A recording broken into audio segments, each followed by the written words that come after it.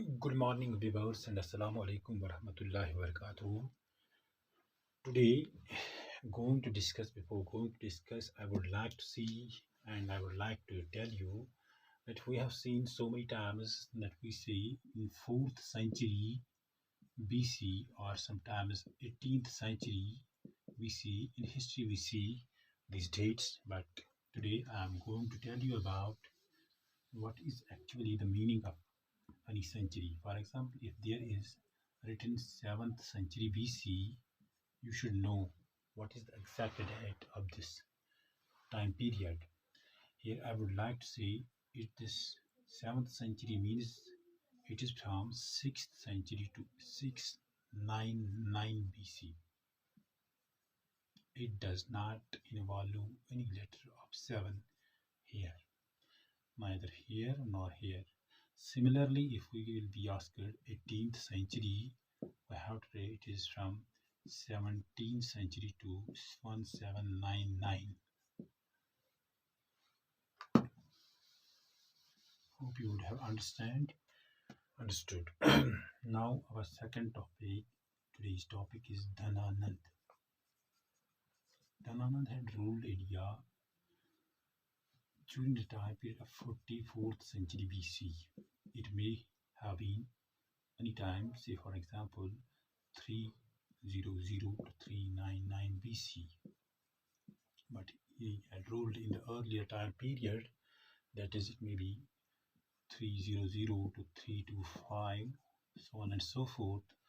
We do not need to go into the exact details, but it was one of the most important and historical attack to India was that Alexander the Great had Alexander Alexander the Great. So far, two other important Indian rulers were called as the Great, that is Ashoka the Great, Ashoka the Great, and Akbar the Great. These three greats all start with the letter A. It will be very easy for you to remember it. Why they were called as the Great, you will see what were the reasons for all of them. Were the reasons all common or there some other? But it was during the reign of Dhananand that Alexander the Great invaded India between 326 and 324 BC. You should also know that when we are mentioning or date, we go from higher towards lower writing. For example, if we had to write from 10 to 8 BC, we will not write 8 to 10. If whenever you will see 8 to 10, then it will be necessary, then it will be AD, not BC. It was during this period 326 to 324 BC that Alexander the Great attacked India. He came through Khyber Pass. If it is Indian map, here we know it is anti-Pakistan, and it is here we call as Khyber Pass. Pass is simply an entry between two hills or mountains. A smooth passage between two higher uplands is called as pass. It was through this Khyber Pass and defeated Raja Ambi, the first Indian king to be defeated by Alexander the Great. Raja Ambi was defeated here by Alexander. Alexander fought another battle at Jahlam. Jahlam, we know,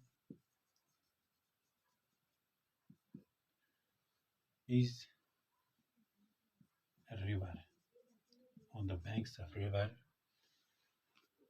he fought another against Porus, king of Punjab. Porus was another king of Punjab. This king had come. He came from Punjab to a nearby river Jhelum to meet this Alexander the Great, but he too was defeated. He was arrested but returned his kingdom. That's Alexander returned his kingdom when he was impressed by his brave reply. When Alexander told him, "What should be done with you now?" The sober reply of this Porus was that which has been very historical in the history of India and the world, that treat me as a king should treat another king. Treat me the way as a king should treat another. So it was Alexander. He returned his land back to him. Two important historians who came with Alexander were Anna Socrates,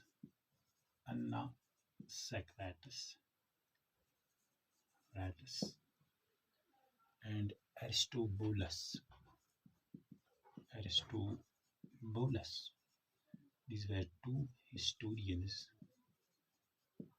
who used to write history of Alexander with him. He returned from Bias, if it is from Khyber Pass, and then went back through Bias River, which is a river, through the territories of Gujarat, Rajasthan, Sindh, Balochistan, and Iran. See,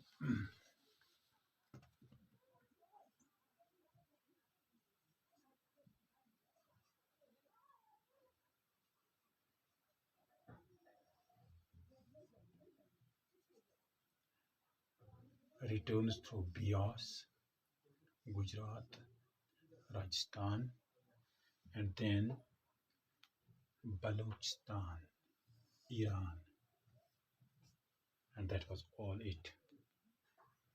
Alexander died in Alexandria, Egypt. After reaching the place Alexandria, which is in Egypt, he died here in 323 BC.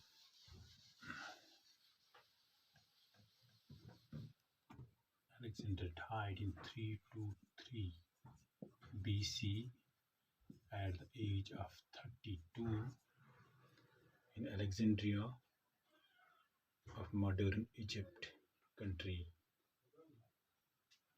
He is regarded as greatest military general of the whole world. In the ancient literature, he was pronounced as Alexandria.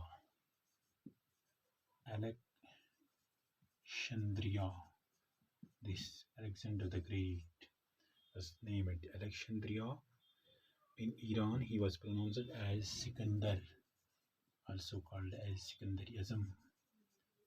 It was in the literature of Iran. That is Persia. Most of the historians believed that he returned early 18th month, that he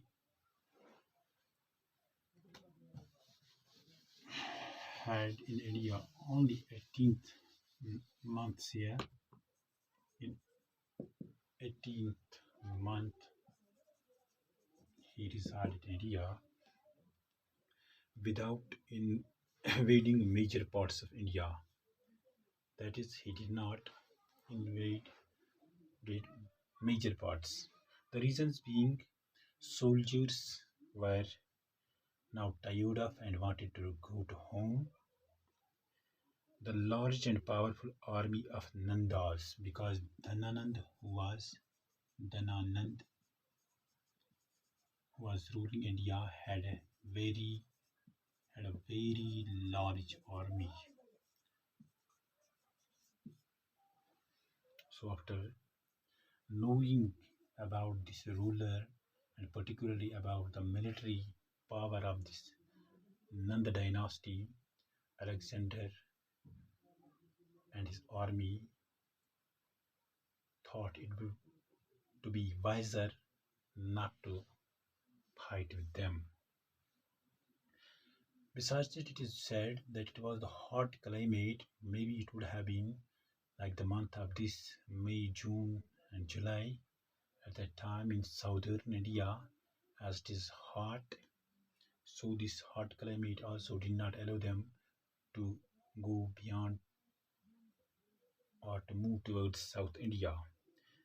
Therefore, his attack in India did not left much influence in India, although being very great military ruler of the world, but his attacks did not had a great influence in Indian occupation.